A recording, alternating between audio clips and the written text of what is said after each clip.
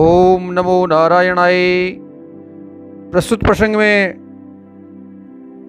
कार्तिक मास में सूर्य मंदिर में दीपदान का क्या फल मिलता है, यानी कि कार्तिक के महीने में अगर भगवान सूर्य नारायण के सामने दीपक प्रज्वलित करते हैं तो उसका क्या फल मिलता है, उसके बारे में चर्चा रहेगी, जो कि भविष्य पुराण से लिया गया है। और ये जो कथा है ये ब्रह्मा जी विष्णु को बता रहे हैं। कहते हैं कि जो कार्तिक मास में सूर्य देव के मंदिर में दीपक प्रज्वलित करता है उसे संपूर्ण यज्ञों का फल प्राप्त होता है। देखिए, कार्तिक के महीने में, कार्तिक महात्म्य में तो बहुत बड़ा है, उसका भी कभी चर्चा करेंगे भी। और वह तेज में सूर्य के समान तेजस्वी होता है। एक कथा सुनाता हूँ। अब मैं आपको एक भद्र ब्राह्मण की कथा सुनाता हूँ जो समस्त पापों का नाश करने वाली है। ये जो कथा सुनाता हूँ वो समस्त पापों का नाश करने वाली है, उसे आप ध्यान से सुनो। ये बातें कौन कर रहे हैं? ब्रह्मा जी कर रहे हैं भविष्य पुराण में। तो आप कथा बड़े ध्यानपूर्वक से सुनना। कहाँ से? तो प्राचीन समय की बात है कि नाग शर्मा नामक एक ब्राह्मण थे और सूर्य देव की प्रसन्नता से उनको 100 पुत्र हुए थे। उनमें छोटे पुत्र का नाम था भद्र। अभी वो बड़े विद्वान थे, भगवान सूर्य के मंदिर में जाकर के दीपक जलाया करते थे। तो एक दिन उसके भाइयों ने बड़े आदर से पूछा कि भाई, आप नहीं तो भगवान सूर्य को गंध पुष्प धूप दीप नैवेद्य आदि से पूजा करते हो, नहीं कोई ब्राह्मण भोजन कराते हो, केवल आप तो बस मंदिर में जाकर के दीपक जलाते, उसके क्या कारण है? तो वो भद्र नामक ब्राह्मण था, वो बोलता कि ठीक है, आप इसके कारण है, मैं आपको बताता हूँ, इसके बड़े ध्यानपूर्वक से सुनो। तो क्या कहते हैं कि प्राचीन समय की बात है कि राजा इक्ष्वाकु के पुरोहित, इक्ष्वाकु वंश में बहुत ज़्यादा राजा हुए हैं, बहुत से इक्ष्वाकु वंश की परंपरा में बहुत से इसमें कथाएं हैं उनकी। तो उनके जो पुरोहित हैं वो महर्षि वशिष्ठ है। महर्षि वशिष्ठ जो भगवान राम के जो गुरु बताए हैं, तो उन्होंने सरयू के तट पे सूर्यनारायण भगवान का मंदिर बनाया था और वो नित्य उसकी पूजा करते थे और कार्तिक मास में भक्तिपूर्वक से दीपोत्सव मनाते थे। देखिए, अभी दीपोत्सव जो अभी चर्चा करूँगा तो मैं दिवाली के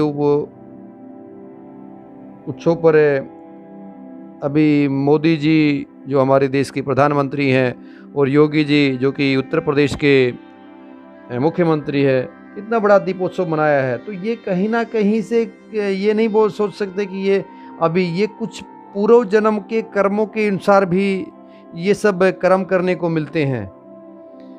तो ये चर्चा चल रही है। तो आगे वो भद्र जो है वो बताता है कि मेरे को तो कुष्ठ रोग था और मैं वहीं पे मंदिर के आसपास में जो कुछ मिल जाता था मैं खाता रहता था और वहाँ के निवासी मुझे रोगी और दीन जान करके कुछ भोजन दे देते थे।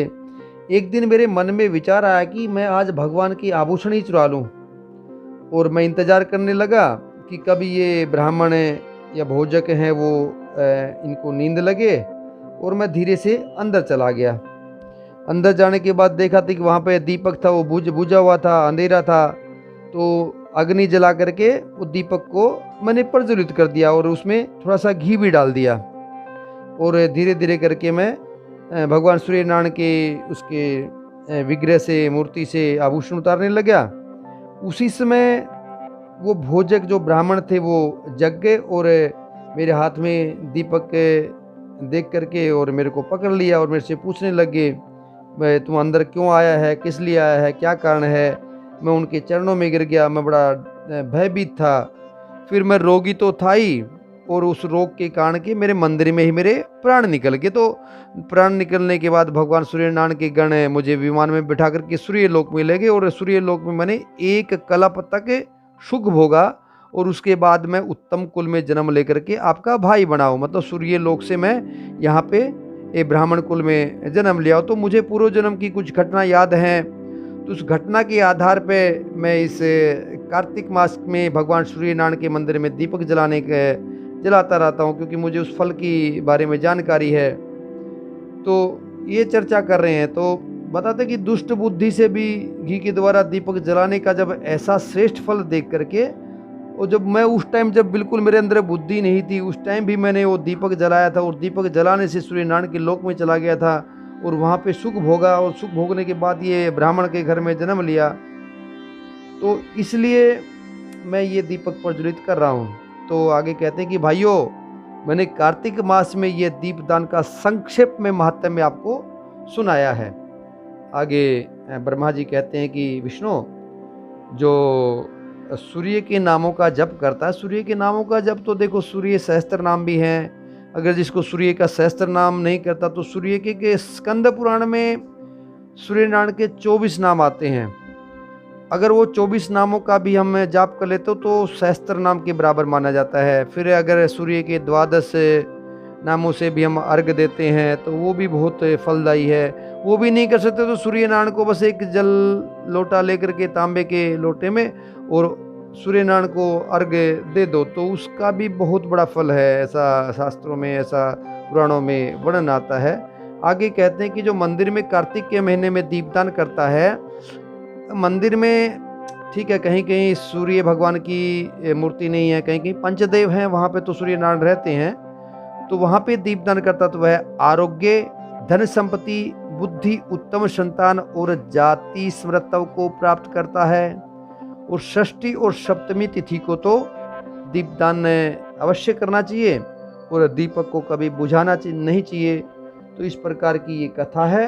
तो हो सके तो आप भी भगवान सूर्य नारायण को एक अर्घ देने की आदत डालें। और कार्तिक मास में सूर्य नारायण को एक दीपक, उनको अगर मंदिर नहीं जा सकते तो सामने अगर सूर्य नारायण को जब आप अर्घ देते उसी टाइम सूर्य भगवान को एक दीपक दिखा दीजिए। वैसे कार्तिक मास में दामोदर जो हैं, जो कृष्ण भगवान हैं, माता ने उनको उखड़ से बांध दिया था, क्योंकि वो रस्सी से बांध दिया था। तो वो भी एक कथा आती है दामोदर लीला की। तो इनको मंदिर में दीपक दान, तो कृष्ण भगवान के सामने कार्तिक मास में भी दीपक दान का बहुत बड़ा महत्व है। तो हो सके तो एक दीपक का दान कीजिए और दीपक प्रज्वलित कीजिए मंदिर में। ओम नमो नारायणाय, ओम नमो नारायणाय।